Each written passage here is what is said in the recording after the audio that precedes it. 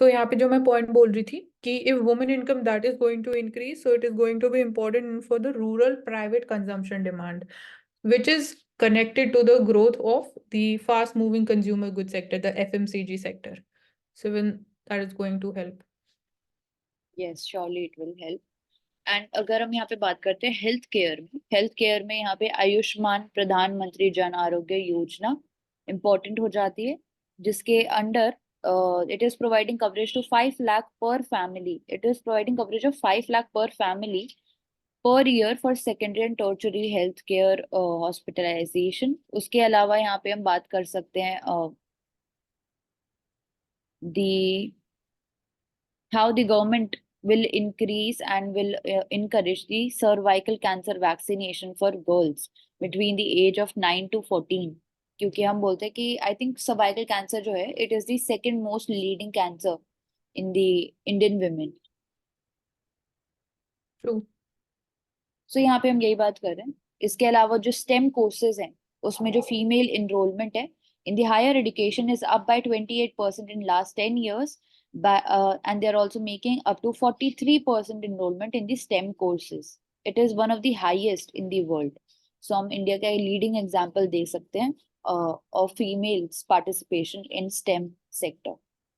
It is one of the highest in the world.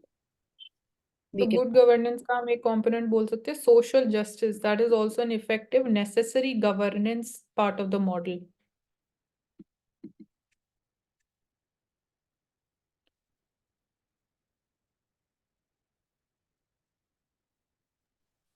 This article, we are talking about fiscal correction that will help to ease the debt reduction. So we are lowering the fiscal deficit targets to 5.8% of GDP for financial year 24. And it is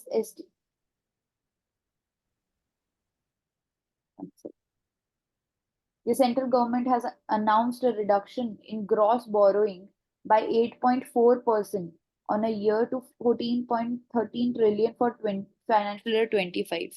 Mathid, if you could explain this. What are you asking? क्या explain करना है? The gross borrowing, the reduction in gross borrowing.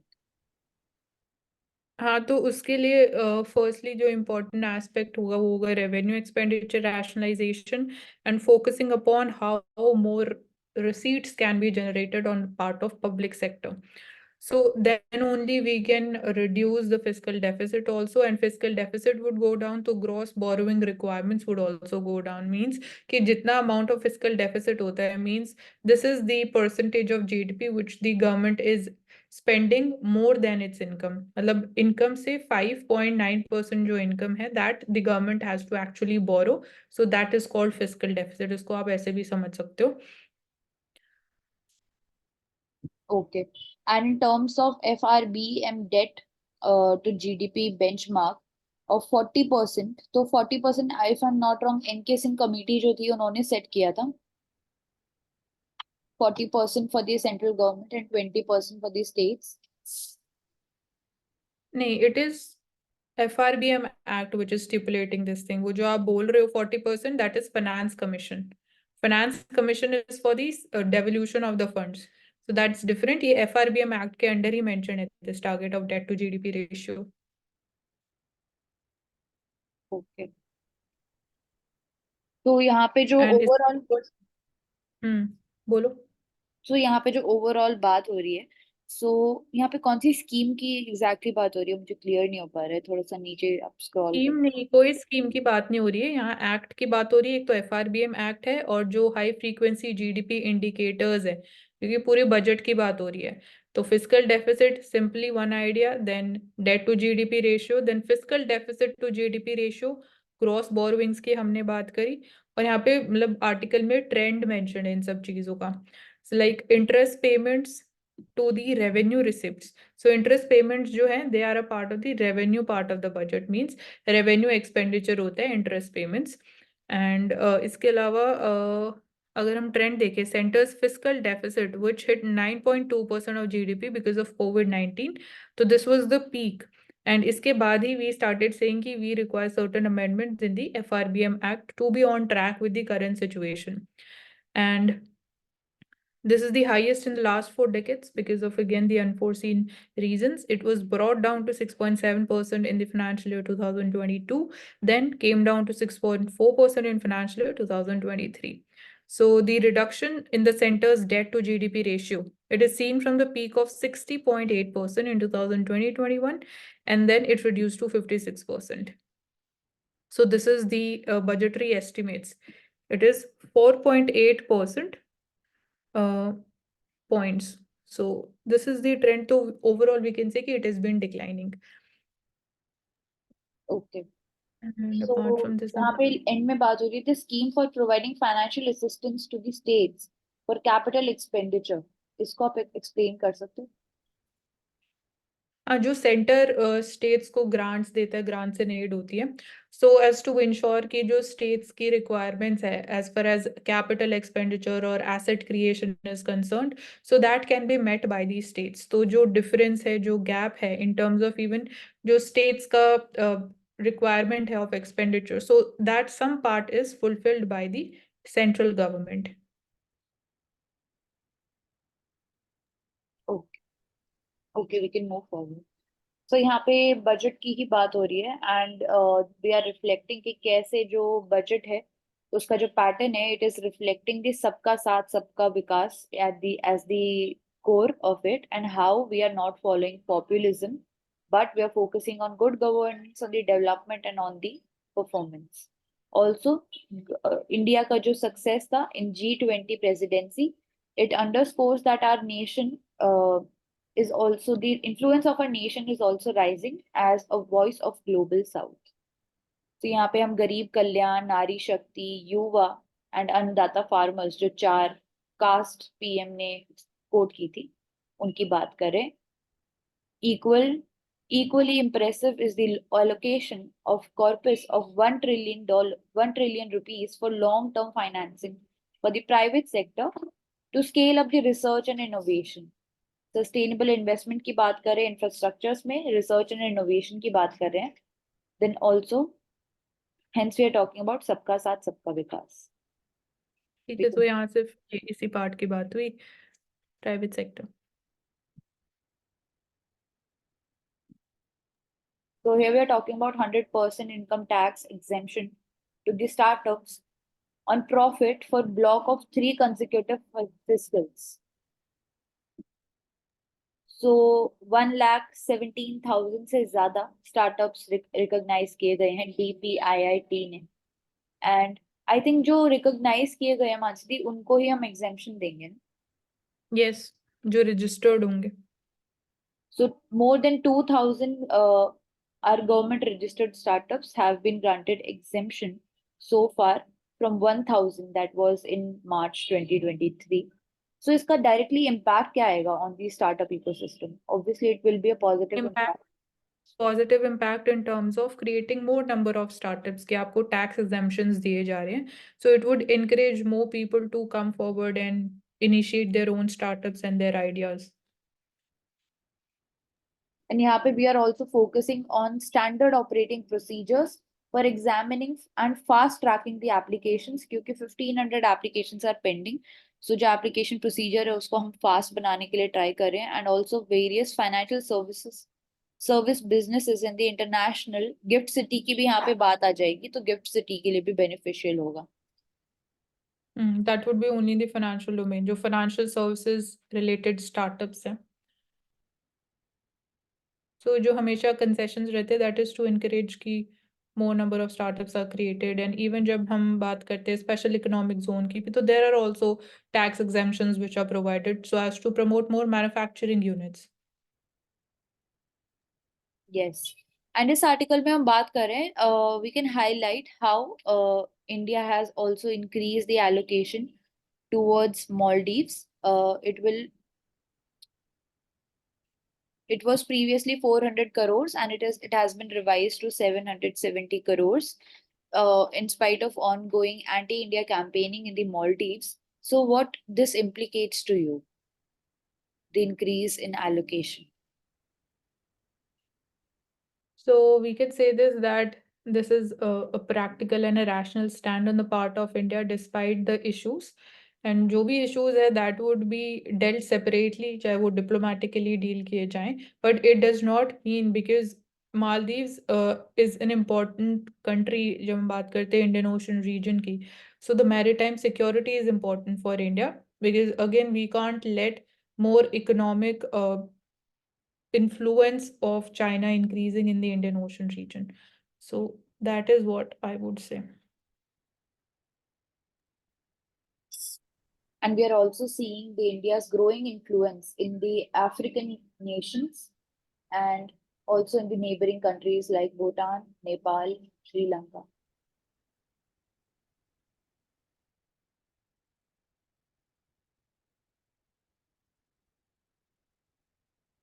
यहाँ पे basically we are focusing on the poetic lines or the poetic introductions to the budgets. A.B. Vajpayee added Jai Vigyan, that is for science. Lal Bahadur Shastri's slogan of Jai Jawan Jai Kisan, hailing for the soldiers and farmers, and PM Modi added Jai Anusandhan, that is for research.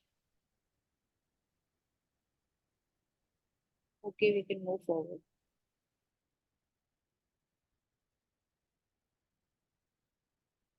So it is showcasing the evolution and of budgets and contributions of each and every finance minister. So यहाँ पे बात हो रही है shortest जो interim budget था, that was by H.M. Patel of 800 words. Then longest जो था 1991 to 92 में Manmohan Singh, and the longest one was by Nirmala Sitharaman by of 162 minutes. Then changes in presentation till 1998, budget was presented at 5 p.m. Okay. 1999 यहाँ पे time की accordingly बात हो रही है. So in 2017, 92-year-old of tradition of separate railway budget was ended and it was merged in the main budget. Fiscal landmarks की अगर हम बात करें तो 1948 to 49, the first budget by R.K. Shanmukham Chetty was presented the independent India's first full financial statement. Then People's Budget की बात करते हैं, it was presented by Morarji Desai at the time of food shortage, high inflation का time था. Now, why are we calling it a black budget? By Y.B. Chavan. Black budget because of the financial stress which was witnessed during that time period. जब हम 74 75 की बात करते हैं तो India में national emergency was imposed, so financial stress था. Given that type of condition, budget present किया गया. Fiscal deficit was at extremely high levels. Then we are talking about carrot and stick budget by V.P. Singh, जहाँ पे licence राज को dismantle करने की बात की गई एंड इनडायरेक्ट टैक्स रिफॉर्म्स को इनिशिएट किया गया. उसके बाद iconic budget by Manmohan Singh for liberalising India's economy and setting it on the trajectory for quicker growth. So यहाँ पे जो ट्रैजेक्टरी फॉर क्विकर ग्रोथ की अगर हम बात करते हैं तो आप हाईलाइट कर सकते हो कि ऐसा क्या हाईलाइट किया गया था उस टाइम पे. 1991 वाले रिफॉर्म्स जो स्ट्रक्चरल रिफॉर्म्स की हम बात करते हैं तो वन वुड बी अगेन कि जो लाइसेंस राज था that was dismantled, Indian economy was opened up for foreign investment, even FPIs and more FDIs. So it, in a way, we were trying ki how India can come out from the shackles of the Hindu rate of growth of 3%. So it emphasized on that. It emphasized upon how services sector can grow in India. Okay. Then at last we can talk about paperless budget for the first time in 2021 to 22 by Nirmala Sitharaman, which was digital and replaced the voluminous budget document. Tablet का use हुआ था यहाँ. Yes. So finance ministers, their budgets and their policies and a changing economy. Mansili, you can take this up. Okay इसको हम time period के हिसाब से we can just have a look कि डेकेडल बेसिस पे क्या चेंजेस हुए. तो 1950s में बात करते हैं तो planning commission was introduced 5 year plans, so this was there. And then 1957 से wealth tax voluntary disclosure scheme on the part of the reforms of even income tax. Then 1986 में बात करते हुए dismantle the license raj and reform the indirect taxes. part of structural reforms, we can say somewhere it began from this time period, from mid 1980s. Then 87 में again minimum alternate tax and zero based budgeting. So minimum alternate tax, that is MAT, it is a part of the reform and the part of the corporate tax. And zero based budgeting, this we have discussed in detail in the economic series. Zero based budgeting means कि previous performance या जो भी past में हुआ, that is not taken into consideration. The budget is formulated completely from scratch, focusing upon the future target. So that is the idea behind zero based budgeting. Then 1991, we know structural reforms, high growth plan. 1997, towards the end of this decade, we sharply cut the customs duty. So we were focusing upon how Indian economy can be opened up for trade, exports, and imports, so that we also become an important part of that globalization drive. Then 2000 laid the roadmap for the IT sector in India, services sector, and then 2015 GST and abolished the wealth tax. So 2017, we came up with the implementation of GST, which is also an example of structural reforms. 2022 gave a massive boost to infrastructure spending. So now we are seeing more focus being shifted towards capital expenditure and rationalization the revenue expenditure. So as to again focus upon fiscal consolidation, which is also an important target under the FRBM Act. So that's the entire idea. And okay, you can take this यहाँ up, पे भी Karuna. we are talking on the same lines. Just जो point अलग है वो मैं highlight कर देती हूँ. We are making sure that the eastern states की बात हो रही है, झारखंड, बिहार, छत्तीसगढ़, वेस्ट बंगाल एंड उड़ीसा, कि कैसे वो एक इम्पोर्टेंट रोल प्ले कर सकते हैं in making India developed nation, and how they can become an engine of growth for the Amrit Kaal. Capital expenditure की जैसे हमने यहाँ पे बात की, it will be 1 trillion 1 trillion 11 trillion rupees will be provided for capital expenditure. Forecast की जहाँ पे बात की थी हमने, वो सेम बात यहाँ पे हम कर रहे हैं. There is nothing. Then we're talking Okay. about 60% of aspirational districts are in the Eastern India. So this is highlighting how Eastern Indian states are also important. So this is important for inclusive development when we talk about this, and even जो eastern states है, so even the role of tribals becomes important, their contribution in GDP growth rate. So यहाँ पे we are talking about the allocation for the rural employment schemes. It has allocated 86,000 crore for the rural employment schemes, which is almost 43.3% rise. So rural employment schemes की अगर हम बात करते हैं तो MG NREGA की बात हम कर सकते हैं. एंड उसके अलावा बस यहाँ यही बात हो रही है और कुछ यहाँ इम्पोर्टेंट डेवलपमेंट नहीं है. Subsidy bill slash to cut the borrowing, वही जो रेवेन्यू एक्सपेंडिचर रैशनलाइजेशन की मैं बात कर रही थी. Subsidy is an example of revenue expenditure. So इसको रिड्यूस किया गया है सो दैट गवर्नमेंट को बोरोइंग कम करनी पड़े. So जो food है, fertilizer, petroleum subsidies, so that is going to decline by around 7%. So it has been okay. This is important. इसमें हम बस fertilizer sector की बात कर सकते हैं कि more reforms need to be introduced as far as deregulation of the prices of fertilizers is concerned.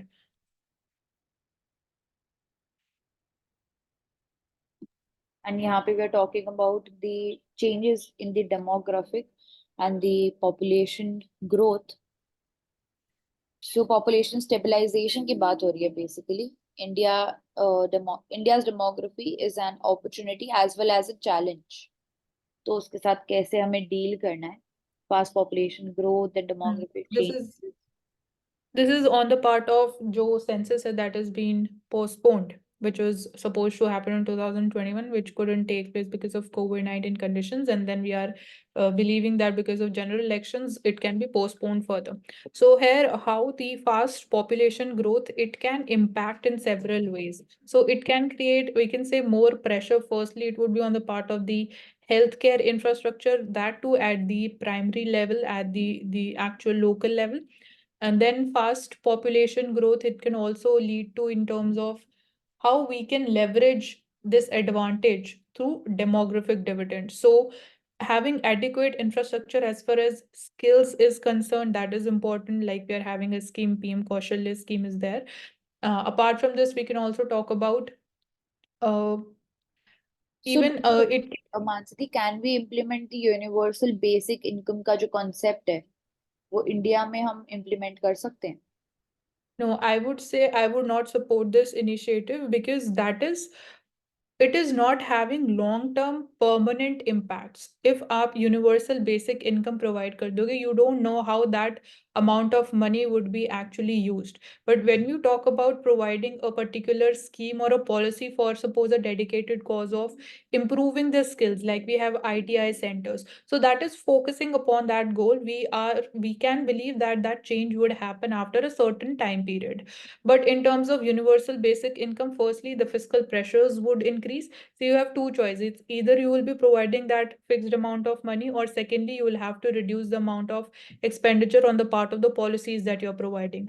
Both the things cannot happen simultaneously. So that is why I would say that it is not going to be a revolutionary step, and it would uh, not be helping in changing the even the trajectory of growth for India. Okay.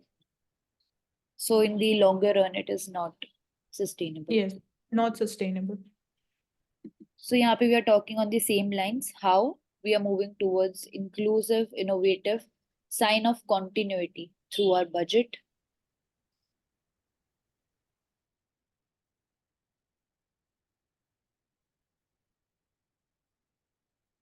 Okay, इसमें अगर we break down the entire budget into different sectors, so always it is the interest which has the highest share as part of the government's expenditure. So interest repayments जो government को करना पड़ता on the borrowed amount which it has taken, again to finance the fiscal deficit. So here we are seeing that 1.5% increase has been done this time. So it is reflecting in a way borrowings has increased. And apart from this, when we talk about next sector, so here it is like 11 lakh 90,440 crores has been allocated just for the interest repayments. Then next sector would be the defense sector. So although it has got reduced, the allocation reduced by 0.6 percentage point, then transfer to states, rural development, pension, transportation. So you can just go through them. यहाँ पे हमें बस इतना पता होना चाहिए कि highest कौन सा है, that's important, and we can categorize them into revenue expenditure and the capital expenditure. Yes, we So can move forward.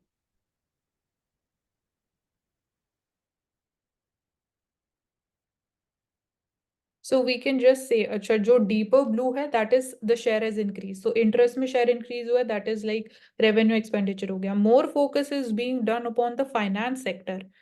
Apart from this, energy है, then we have IT, telecom, rural development and education. So these are, we can say, the future focus areas of growth. जहाँ पे expenditure reduce हुआ है majorly, fertilizer is there. Biggest drop is recorded in fertilizer. We talked about the rationalization of subsidies and revenue expenditure. Then defense में reduce हुआ है, food sector में, pension में भी कम हुआ है. तो this is signifying कि future में borrowings would reduce. And then transportation sector.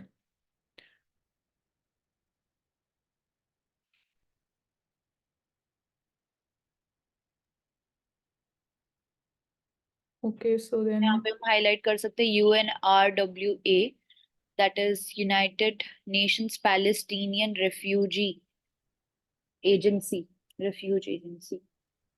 तो इसका आई थिंक इशू अभी रिसेंटली यही हुआ था कि जो फंडिंग थी वो पॉज कर दी गई थी जो यूएस है एंड 8 अदर वेस्टर्न कंट्रीज के द्वारा. so यहाँ पे इंडिया के कंसर्न मेंशन है. India concerned over the allegations on UNRWA. So allegations were that some staff of this agency, they were involved in October 7 Hamas attack on Israel. So India stand is कि investigations होनी चाहिए properly, and this would be hampering the interest of refugees also. So Patriot missiles, they're manufactured and provided by US. So Ukraine have used them to down the plane with POWs. So prisoner of wars. And also अगर India के contribution की हम बात करते हैं UNRWA पे, तो 2016 तक इंडिया $1 मिलियन कंट्रीब्यूट करता था, एंड 2019 तक इंडिया ने उसको इंक्रीज करके $5 मिलियन कर दिया। Okay. Israel's obligation to prevent genocide. So, amid the current situation of war, it is important on the part of even Israel and we talk about the different stakeholders which are involved in this war to ensure that there is no genocide. For we can in short just say that it is important that situation does not escalate further. So ICJ International Court of Justice, they've ordered Israel to take measures to prevent the acts of genocide in Gaza, but stopped short of calling for an immediate ceasefire as requested by South Africa. So even on the part of ICJ, we are seeing that there was no talk about immediate ceasefire. So there is a plausible genocidal risk to Palestinians. So longer term solution is how we can ensure that this war comes to an end. And for example, when we talk about the military coup in the Myanmar, which happened in Feb 2021. So even then, this ICJ it ruled that Gambia could bring a genocide claim against Myanmar for its treatment of the ethnic Rohingya population.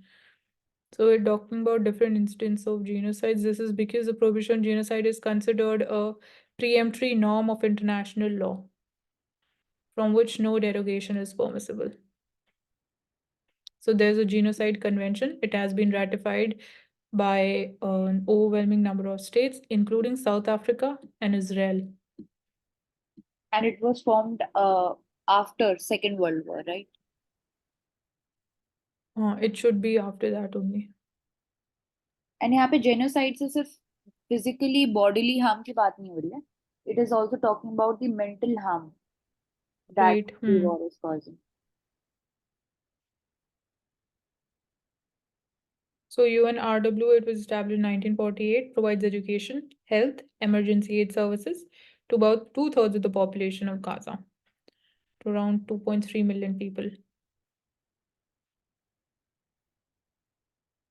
Okay, so that's all for the day. I think यहाँ पे और कोई important point नहीं है जो रह गया.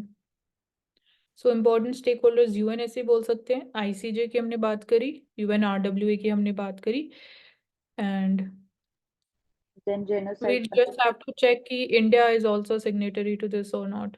Signatory and have we ratified this genocide convention? Karuna, you can just check this thing.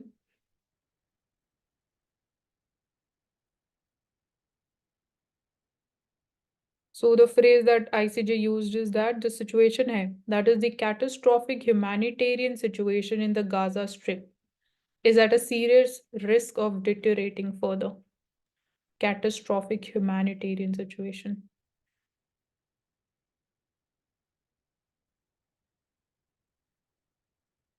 तो इंडिया ने Okay, रैटिफाई किया हुआ है जेनोसाइड कन्वेंशन इन 1959. okay, ठीक है. So thank you so much everyone for joining us on Ansarkari. Do subscribe to our channel and stay tuned with us.